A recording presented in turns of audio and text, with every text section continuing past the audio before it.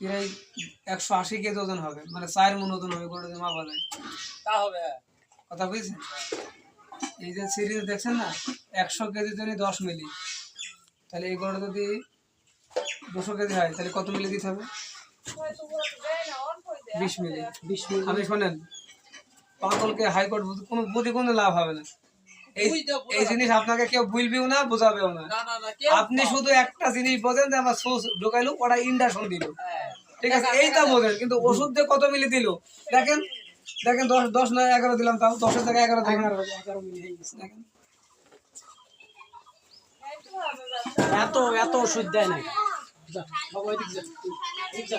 আয় এদিকে। না না, আমি ওই ধানদারি লোক না, ওই জগতের লোক না। ডিস্টার্ব করি, বুঝতে পারছেন?